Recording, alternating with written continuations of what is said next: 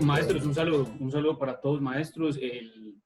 Se ha realizado esta inducción o instrucción por disposición del pastor y por intermedio del señor rector con el propósito de poder no tanto enseñar, porque pues eso es una cosa que yo creo que la conocemos todos, pero pues es necesario advertir algunas situaciones. ¿Y saben cuál es el objetivo de esta charla? Que realmente preocuparlo. No tanto hacer, sino preocuparlo. Con un corazón inquieto y un corazón preocupado, yo creo que podemos tomar las medidas. Entonces, pues en ese sentido, quiero iniciar con dos preguntas. La primera es, ¿tiene usted niños y jóvenes en la casa y está preocupado por el uso que le dan a los aparatos electrónicos? ¿O tiene duda de cuándo y hasta dónde ser flexible con el uso de esta tecnología? O cambiemos la pregunta. ¿Tiene usted internet en la casa y de pronto tiene un celular o un televisor? Y los estudios, los eruditos en el mundo confirman de que el 90% de las casas y de los hogares en el mundo tienen algún tipo de aparato eléctrico o electrónico. Entonces, con seguridad, día a día hemos escuchado el término de la generación digital, que los niños vivimos o son niños digitales. Pero antes de eso yo quiero enseñarle que hay una generación Z. ¿Cuál es esa generación Z? Aquellos que nacieron entre el año 94 y el año 2010. Una generación donde ya había internet, pero poco había frente al tema de celulares, smartphones, tablets y aparatos electrónicos. Hoy en día pues, se maneja el término de la generación digital, otros lo llaman generación alfa o táctil. Y es aquella generación y aquellos jovencitos que han nacido en el año, a partir del año 2010.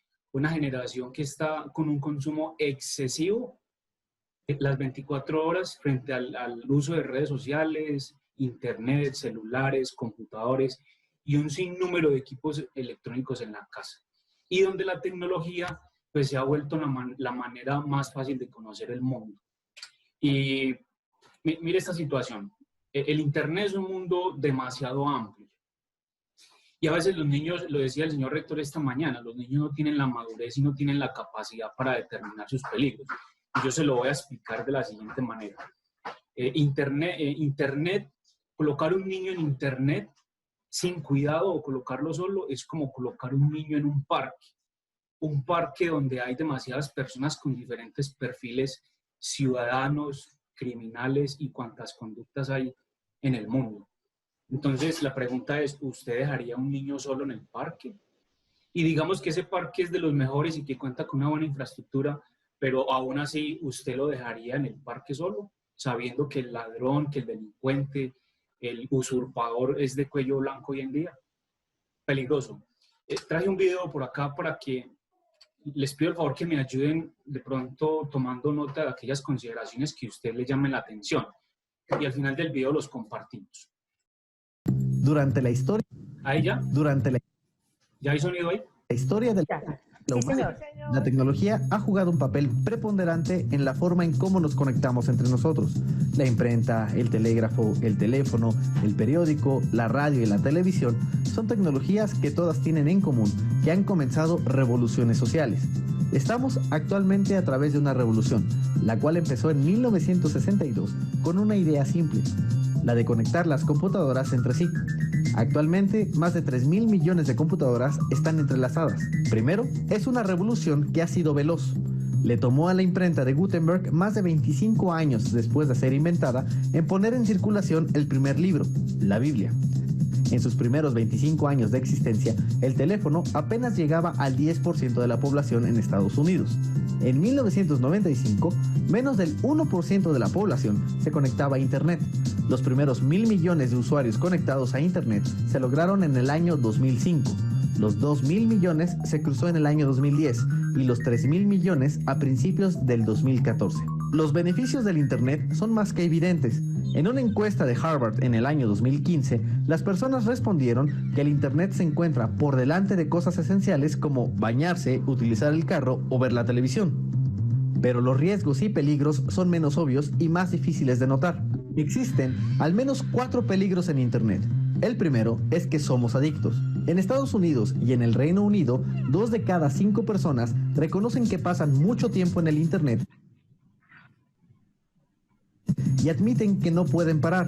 3 de cada 5 personas revisan el Internet como primera actividad de la mañana y como última cosa en la noche, poniendo este hábito por delante de una comunicación interpersonal, ejemplo, con la esposa.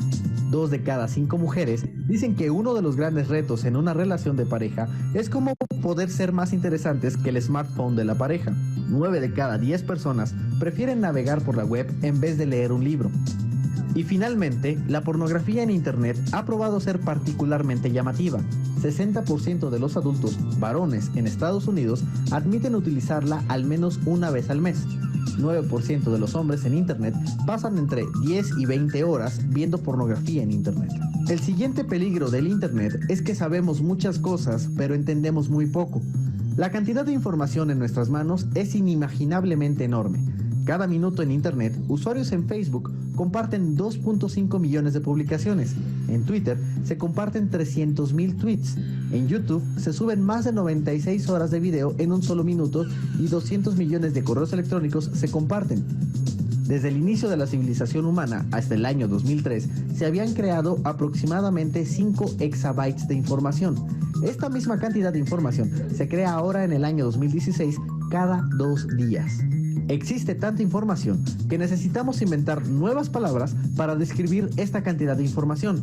El término más reciente acuñado es yottabyte. Esto es una cantidad fuera de una visión lógica.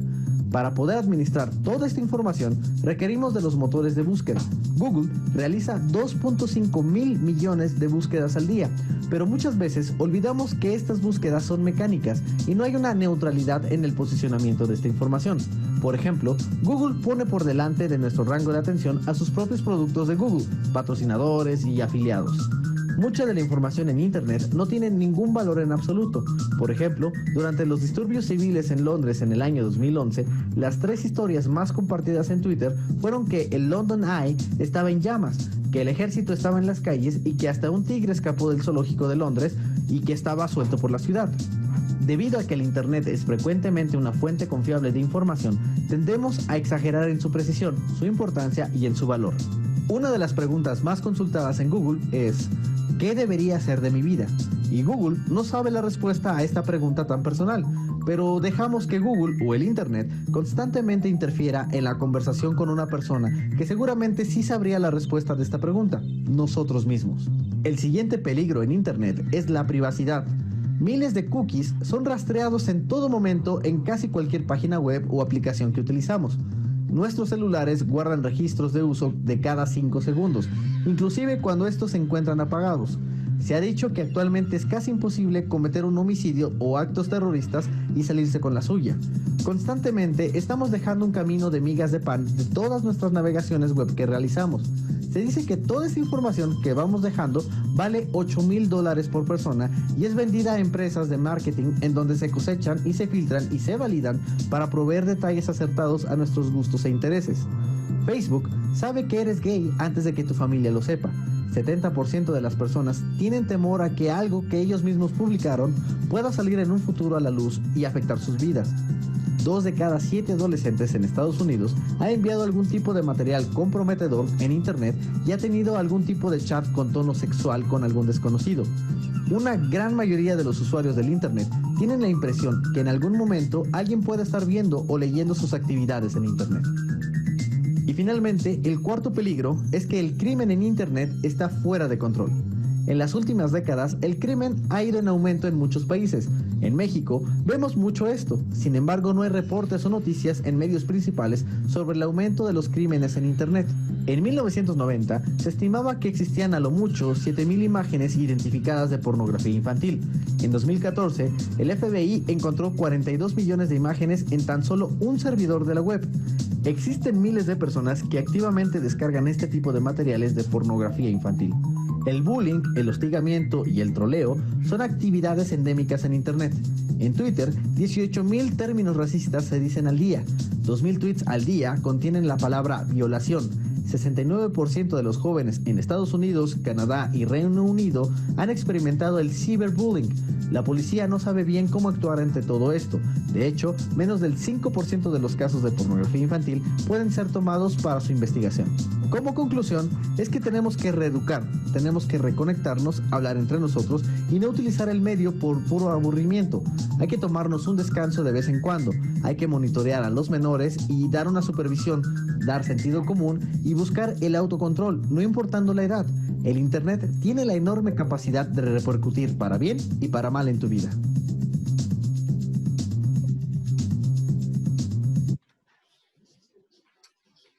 Maestros, y algo más para preocupar. Ese video, bueno, me tomé el trabajo de buscar un buen material precisamente para esta charla.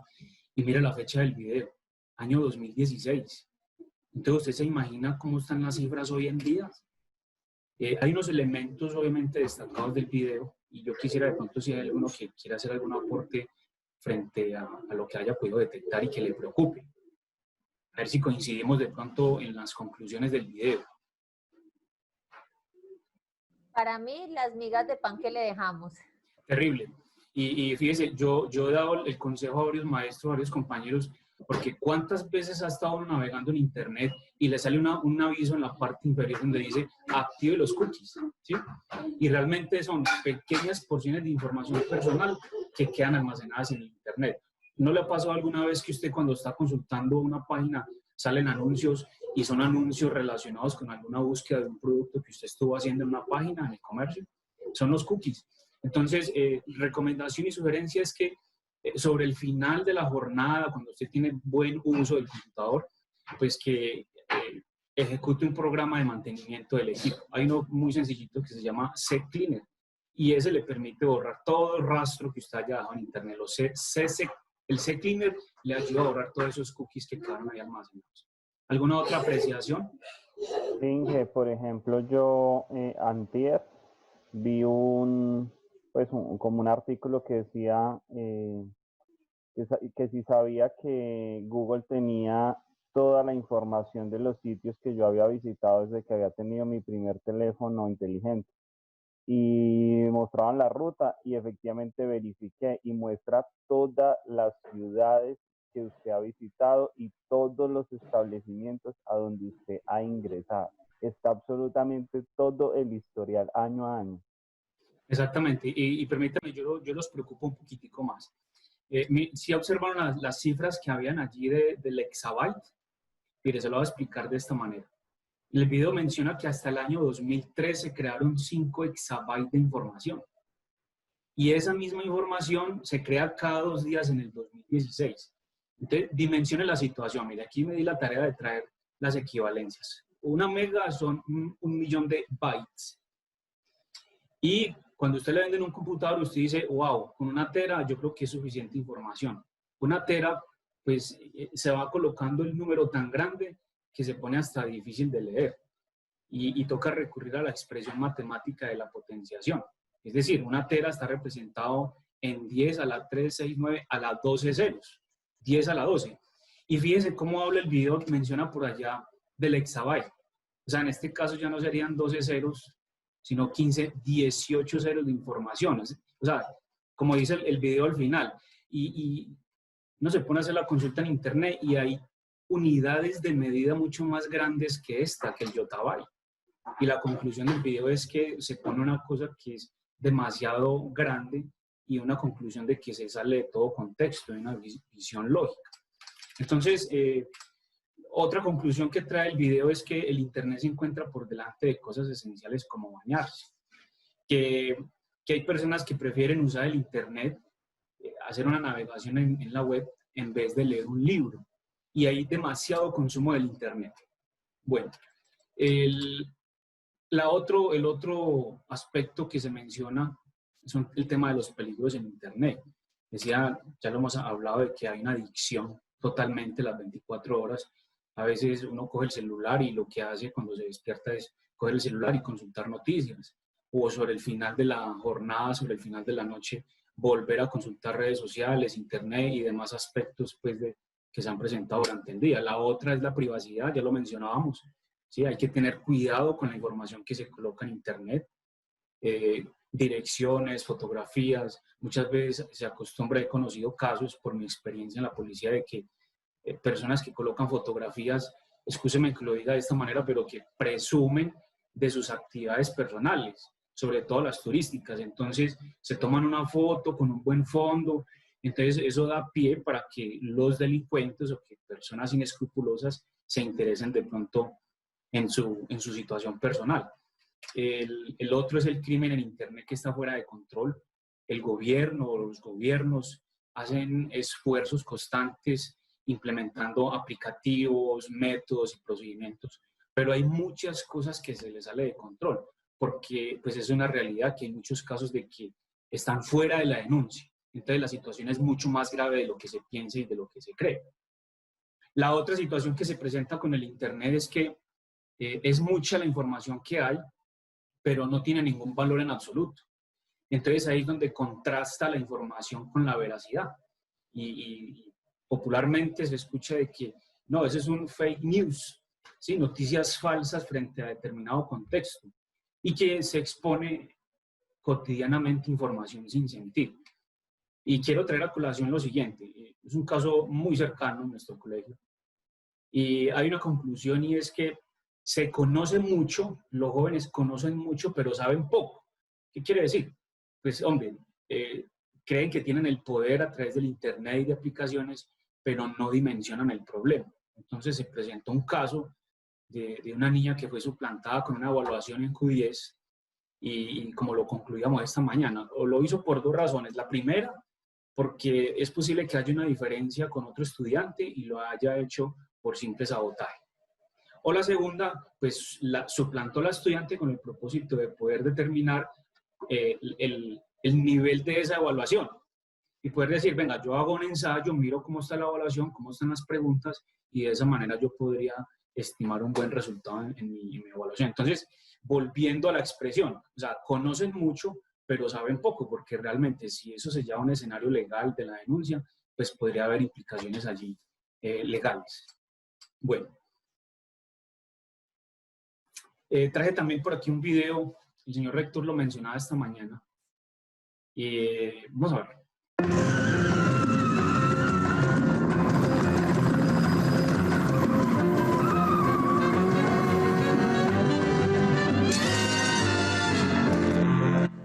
Perdón, ¿hay sonido? ¿Sí? ¿Lo estamos escuchando? Sí, señor. Sí, señor. Sí, ok.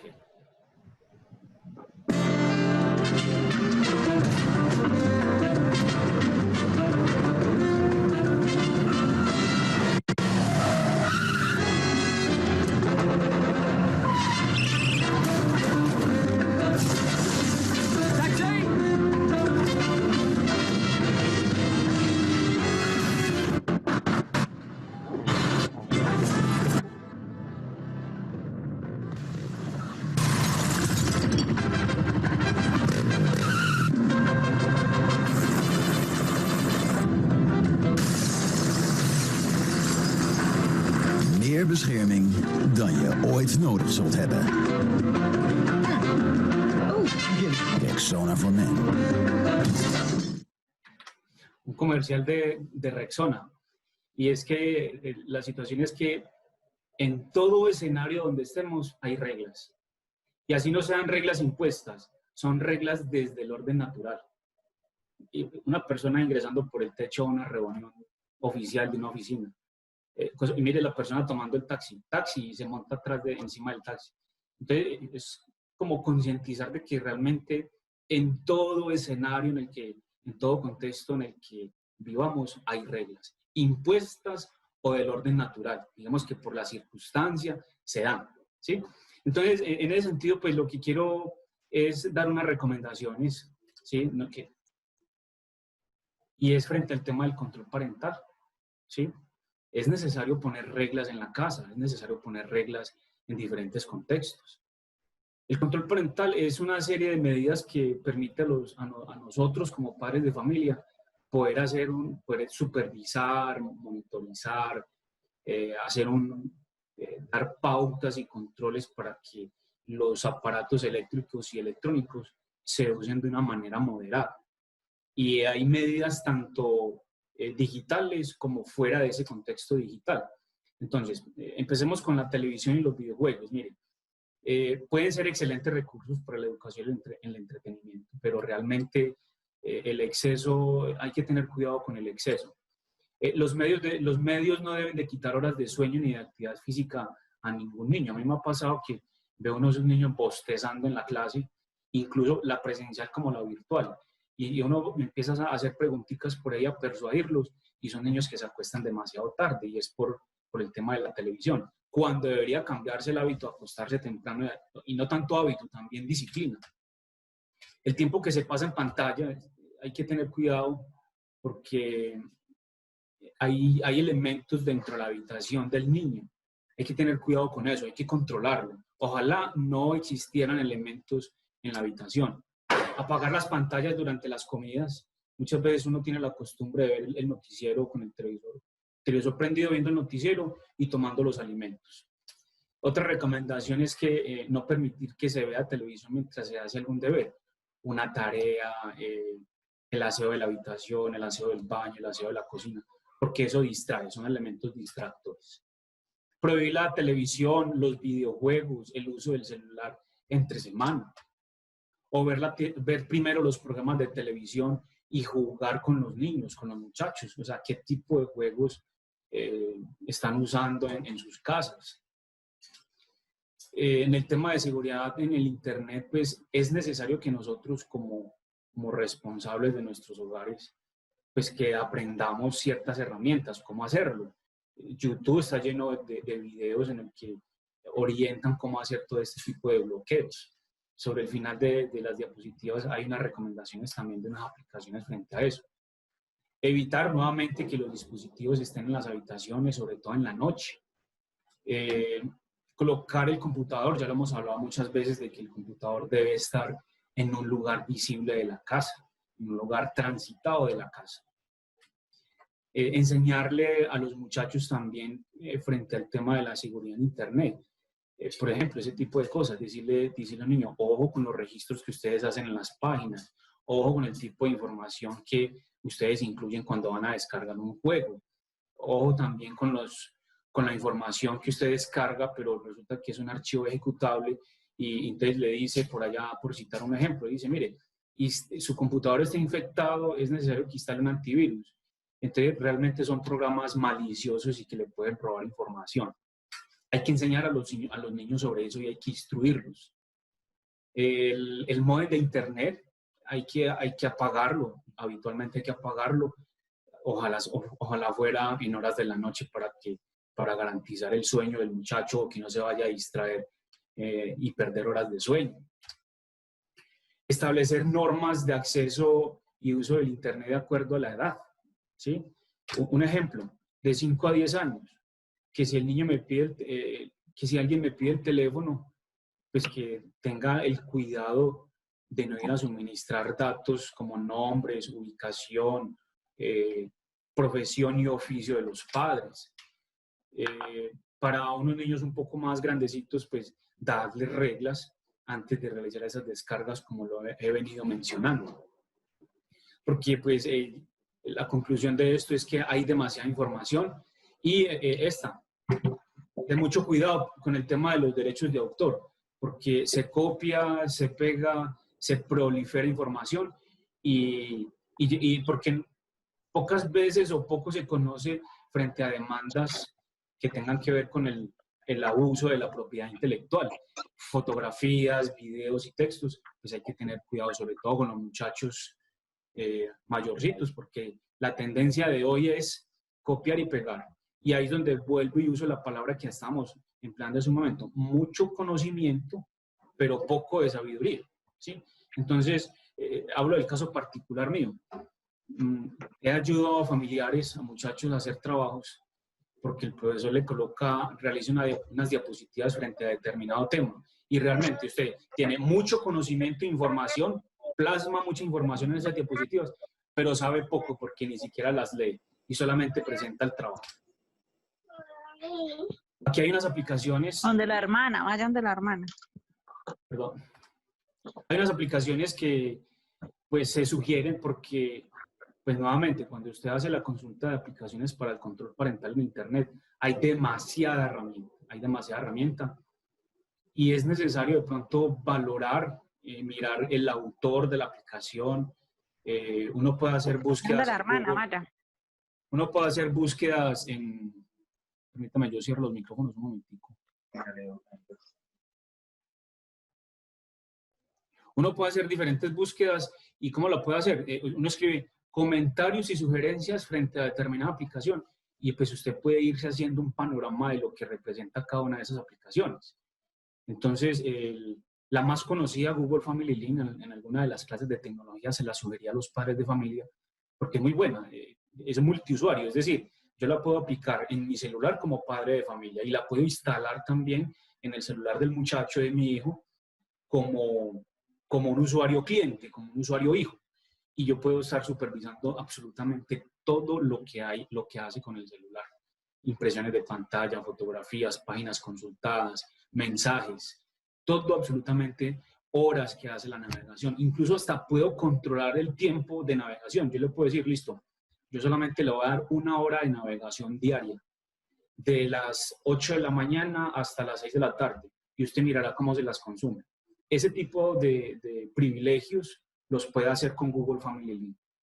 Y lo mismo con Norton Family y con esta otra aplicación Custodio. Son aplicaciones muy similares. Pero ¿cuál es la otra sugerencia? Instale las 3 o instale más aplicaciones. Entre más controles tenga, mejor. Entre mayor filtro tenga, mucho mejor. Y obviamente, pues, esto no es la última palabra, esto no es teoría concluyente. Es posible que se presenten situaciones que se salgan del control, pero de todas maneras es mejor prevenir y esto ayuda mucho. ¿Qué hacen esas aplicaciones? Controlar el tiempo del uso de los dispositivos, controlar el tiempo de determinadas aplicaciones y permite, si el muchacho va a instalar una aplicación, pues a mí me va a llegar un mensaje donde yo lo autorizo o no lo autorizo la descarga de la aplicación de... Perdón, mister, queda menos de 1 minuto. ¿Nos volvemos a conectar? Yo creo que sí, señor rector, ¿cierto? Me quedan 2 diapositivas nomás. Pero nos queda como el análisis y a mí lo que me gustaría es que lo pudiéramos poner en práctica. O sea, que si de una vez tú nos puedes decir cómo lo bajamos, bajarlo de una vez y empecemos a mirar. Pero no nos va a alcanzar, nos toca conectarnos. 5 minuticos más, señor rector. Por eso, 5 minuticos más, no hay problema. Bueno, señor. Importante. 5 minuticos más. Y yo puedo revisar lo que los profes están haciendo. No, mentira. Nos vamos a ver. Sí, ya mismo se rasca la barba orando y todo.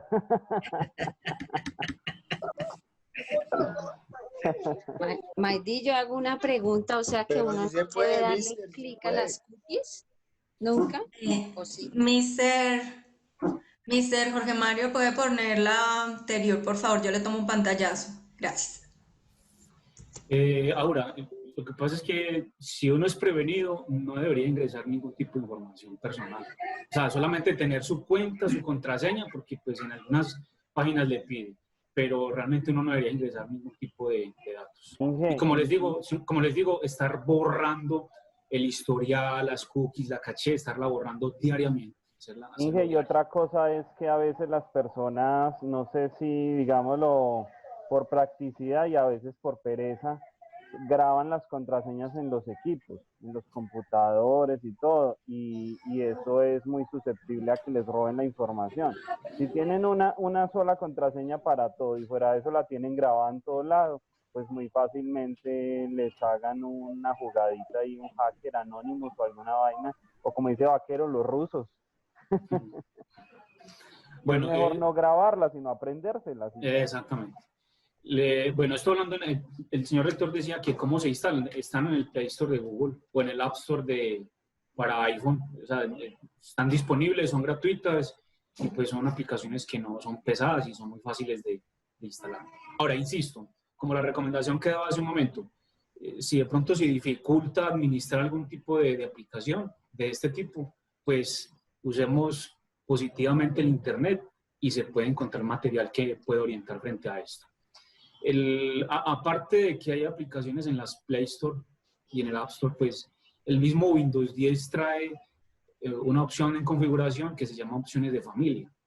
Y también usted puede hacer unas configuraciones allí de control parental.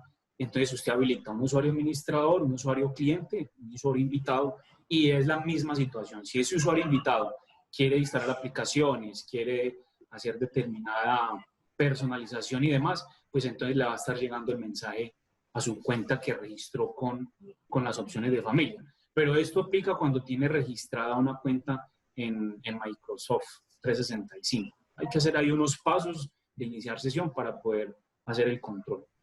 Y estoy hablando en sistema operativo Windows. Y en los Mac también. Mira, ahí están, controles parentales. Es la misma situación.